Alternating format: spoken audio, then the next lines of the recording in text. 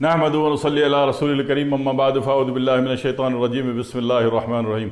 अस्सलामु अलैकुम व रहमतुल्लाहि व बरकातुहू। तारा मीरा के बीज के बारे में मैं कुछ अर्ज़ करना चाह रहा हूँ। पाकिस्तान में तो बासानी दस्तयाब है, ठीक है ना, काफ़ी ममालिक में बासानी दस्तयाब है और मिल जाता है आसानी के साथ, हर पंसारी से मिल जाता है। और इसके फ़ायदे असल में बहुत ज़्यादा हैं। चूँकि फ़ायदे ज़्यादा हैं और महंगे तरीन इलाज को ये मैनेज लेवल पे लाने की पूरी कोशिश कर लेता है, लिहाजा मैंने कहा आपकी खिदमत में अर्ज़ कर दूँ बवक्त ज़रूरत आप इससे फ़ायदा उठा सकें। तारा मीरा के बीज के लिए समझ लीजिए कि सबसे पहले तो वो तमाम अफराद खून के अखराज की कोई कैफियत मुसलसल जारी है, मेंसेस है कि बंद होने का नाम ही नहीं ले रहे। अब वो मेंसेस जब बंद होने का नाम नहीं ले रहे थे, मेंसेस बार बार आते हैं या थोड़े थोड़े करके आते हैं, तो उसमें थोड़ा सा गौर कर लेना है कि जनाब अली मेंसेस है भी कि नहीं।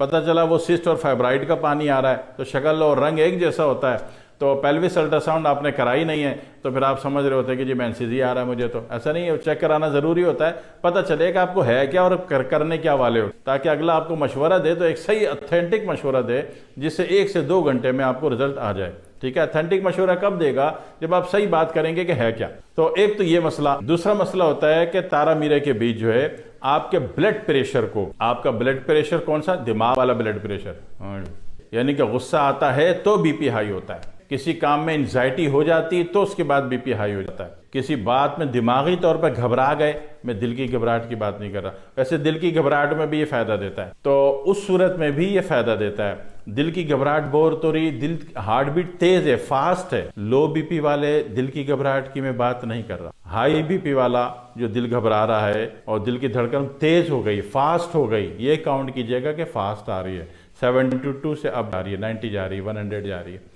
तो ऐसी तमाम सूरतों में। और दूसरी बात ये कि शुगर की कैफियत में, शुगर जो है, शुगर को ख़त्म ये नहीं करता, नॉर्मल करने की कोशिश करता है। ठीक है, आपके पास दस्तयाब है, घर में पड़ा है तो यूज़ कर लीजिए, फ़ायदा देता है। एक कीमती चीज़ है, ठीक है, ये मामूली चीज़ें नहीं है जो मैंने गिनवाई हैं, ये भारी भरकम चीज़ें हैं और महंगी और ख़र्च वाली चीज़ें हैं। तो उसके लिए अर्ज़ ये है कि तारा मीरा के बीज जो है आपको बासानी हर पंसारी से मिल जाते हैं और उसको लेने के 2 तरीक़े हैं। इसको इंतहाई बारीक तरीन पिसवा लीजिए और तरीक़े फिर 3 हो जाएंगे।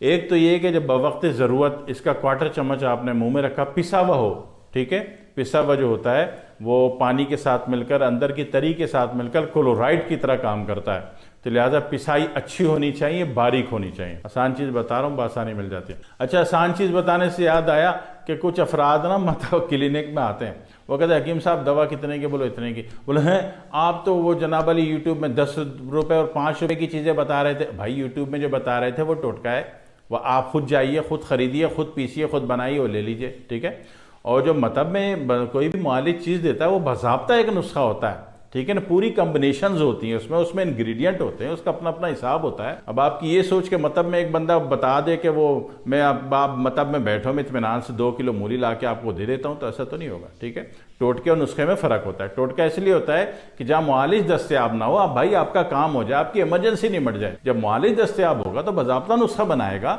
असूली बात है, वो फिर नुस्खे का अपने हिसाब से चलाएगा।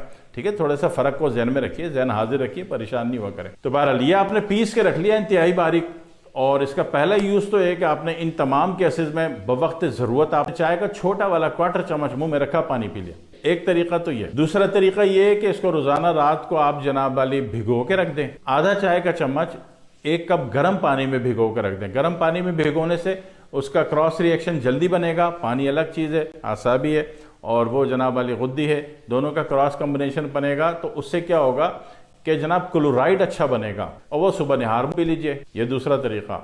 और तीसरा तरीका ये है कि अगर आप कुछ अरसे मुसलसल इसको इस्तेमाल करना चाहें, आपने देखा कि मैंने चंद दफ़ा लिया और मेरी तबीयत में फ़लाने सेक्टर में इससे मुझे फ़ायदा नज़र आया, इससे मुझे सुकून मिला, तो ऐसी सूरत में हाँ ये ज़रूर है कि हामला औरत ये नहीं लेगी, प्रेग्नेंट औरत जो है वो ये नहीं लेगी, हालत उसके अलावा किसी भी हालत में लिया जा सकता। तो जनाब अली तीसरा तरीका ये है कि रोज़ाना शाम को 5 बजे, क्योंकि 5 बजे सूरज जा रहा है और चाँद आ रहा है, एक क्रॉस टाइमिंग है, तो ये चूँकि गुद्दी है, ग्लैंड सिस्टम पर काम करता है, तो लिहाजा 4 बजे इसको आधा चम्मच ले लें। कुछ अरसे अगर आप तवील चलाना चाहें तो शाम को 4 बजे आधा चम्मच लें। 3 तरीके हैं ये आपके पास। अगर ये 3 तरीके हैं और थोड़ा सा 1 पाव घर में पीस के एक जार में रख के ऊपर नाम ज़रूर लिखिएगा।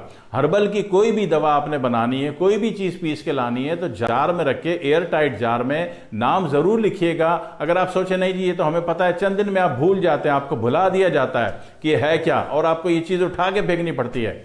दवाएं ऐसी चीज़ नहीं कि उसको खा के देखेंगे, चाट के देखेंगे, ठीक है ना। किसी के स्वयं का कोरमा नहीं है कि थोड़ा सा चाट लिया कि नमक कम है या ज़्यादा, बल्कि दवाएं ऐसी हैं कि ऐसी होती हैं कि अगर आपने नाम नहीं लिखा और चाटने की कोशिश की तो पता नहीं क्या था, अल्लाह जाने क्या का क्या हो जाए, ठीक है।